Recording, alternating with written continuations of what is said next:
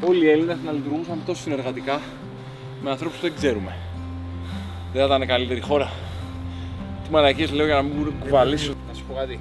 Ο τύπος ψάχνει τόση ώρα έναν τρόπο απλά να αργήσει να κουβαλήσει.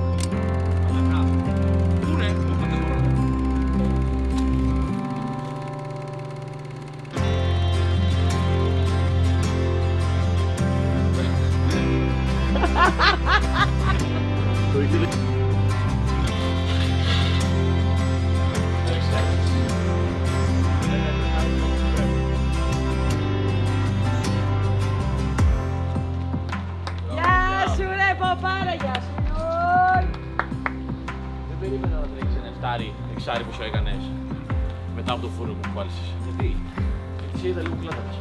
Όχι, τώρα θα πάω να κλείσω το εξάρι. Καλά, ψήσεις το στο πόδι. Package delivered. Πάω. Έκανα ένα τσάκ σε Να κλείσω το εξάρι.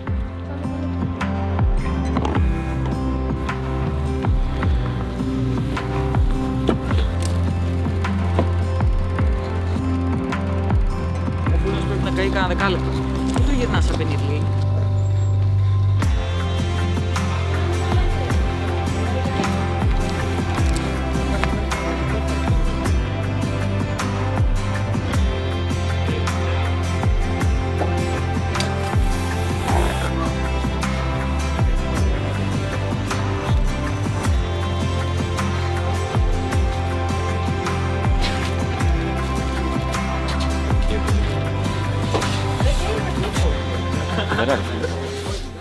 Όταν τους ανοίγεις τη φύση σου. Το έχουμε ξαναπεί. Αυτή είναι κάτω. Τώρα αυτό μπορώ να το κάνω μια ζωή. Μπορώ να ψήνω πίτσες. Θα ψήνω γενικά. Έλα, καθόλου άσχημα. Δεν μου άρεσε να μιλάω για τον εαυτό μου, αλλά όπως καταλαβαίνετε, στο Armando έχω βάλει το χέρι μου σε όλα τα πόστα. Από το design, το marketing, το branding, την οργάνωση, το operational, σωστά Βασίλη, τώρα και Συνταγές. Συνταγές. Πεπερώνι, η πεπερώνι. Ακούστε, η Ελένη Σαράντη παριστάνει ότι η πεπερώνι που είναι και το best seller του Armando είναι δική της πίτσα. Η αλήθεια είναι ότι η συνταγή είναι δική μου. Για την ακρίβεια, εγώ την έκλεψα από τη Νέα Υόρκη και την έφερα στο Armando και την κάναμε πίτσα. Σωστά Βασίλη. Αλλά. Δεν σωστά. Δεν είπα τίποτα. Α, γιατί. Γιατί. Είμαστε όλοι εδώ. Δεν περιμένουμε κάποιον. Νομίζω ότι τώρα που είμαστε όλοι, καλό να ξαναπούμε ένα καλώς ήρθατε. Παιδιά από παλιά σαφία το κρούι της Θεσσαλονίκης. Είστε οι πρώτοι που έρχεστε ποτέ στο offline, οπότε αυτό έχει τα καλά του, έχει τα κακά του. Τα καλά του είναι ότι είναι όλο καινούριο και είναι λίγο πιο περιπέτεια από ό,τι περιμέναμε. Τα κακά είναι ότι θα μάθουμε πάνω σας.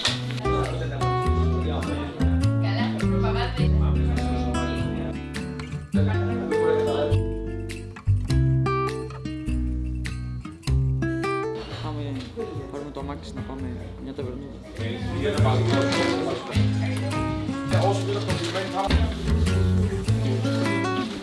Θα είναι στο πρώτο ο Άκης με μένα, θα είναι στο δεύτερο ο Γιώργος ο Μιζάλης με τον Βασίλη. Θες να μας πεις λίγο για τη διαδρομή, τι και πώς?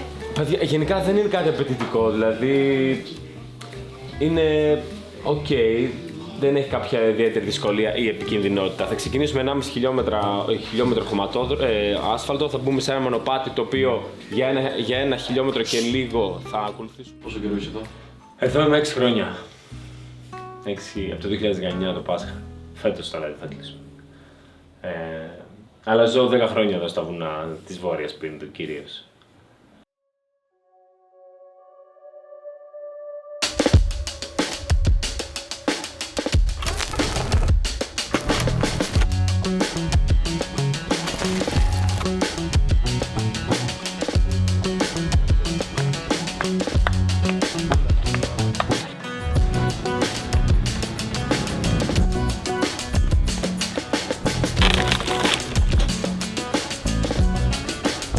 Κουλιάκι χιλιόμετρο.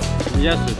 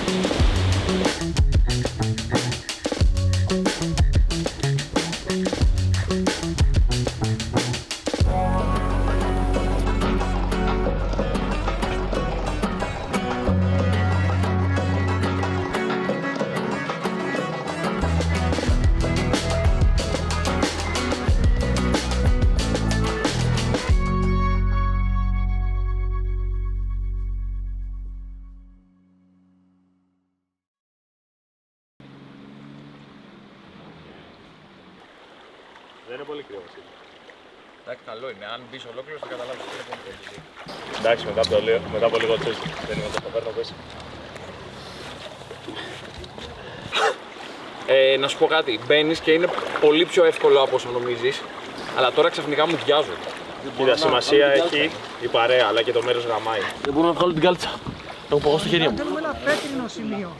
Όχι είναι λάσπες. Θα μπεις. Λίγο είναι εσείς. Είναι πιο χαλαρό. Είναι πιο χαλαρό. Τι λες ρε. Τι δημοκρασία έχετε να σου πω. Θα σου πω εγώ 7. Βασιλή, μπες. Μέχρι 2 λόγια μπορώ να πω. Δεν πάω να φάω παραπάνω, κόλλησε στο στόμα.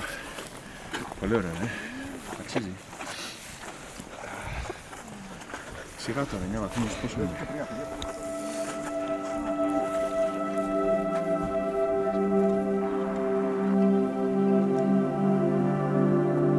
Πώς πάω από τη ζωή στο βουνό, στο τρέχω 110 χιλιόμετρα και 200 χιλιόμετρα. Δηλαδή άλλο ζω κάπου και άλλο. Ναι, αυτό εντάξει, ούτε εγώ το είχα, εννοείται, δεν το είχα καν στο μυαλό μου αυτό, ότι θα εξελισσόταν έτσι η ζωή μου, ας πούμε. Κοίτα, το τρέξιμο το ξεκίνησα λίγο πριν γίνει μετάβαση από την πόλη, από τη ζωή στην πόλη, στο να έρθω στα βουνά. Οπότε είχα ξεκινήσει να τρέχω κανένα μισό χρόνο στα Γιάννενα και μετά ήρθα να ζήσω εδώ πάνω, δίπλα στις Στάνες που πήγατε χθες. Οπότε από εκεί ξαφνικά βρίσκομαι σε ένα τέτοιο περιβάλλον και ξεκινάω να τρέχω και να εξερευνώ και να μαθαίνω τα δέντρα, να μαθαίνω τα ζώα, να αρχίζω να συναναστρέφομαι και να συναντώ πλέον τα ζώα εδώ, λύκους, αλεπούδες, αρκούδες, ζαρκάδια, αγριόγιδα στα ψηλά. Άρχισα να μαθαίνω όσο μπορούσα λουλούδια, βοτάνια, όλα αυτά. Γενικότερα είχα έτσι θέληση να μάθω τα πράγματα για το δάσος και το πώς συμπεριφέρεται. Και σιγά σιγά άρχισαν να αυξάνονται τα χιλιόμετρα, άρχισα να πάω σε αγώνες. Αυτό γενικότερα ήρθε πολύ ομαλά στη ζωή μου, δεν ήταν κάτι. Απλά, δεν ξέρω, απ' την άλλη νιώθω ότι ήταν και κάπως να γίνει έτσι. Και τώρα οι μεγάλες αποστάσεις και το κομμάτι αυτό νομίζω ότι έχει να κάνει κυρίως με την ιδιοσυγκρασία μου, γιατί θα μπορούσα απλά να συνεχίζω να τρέχω 40 χιλιόμετρα, ας πούμε, και ένα τέτοιο. Αλλά νομίζω επειδή γενικότερα είμαι σε μια μόνιμη κατάσταση αναζήτησης και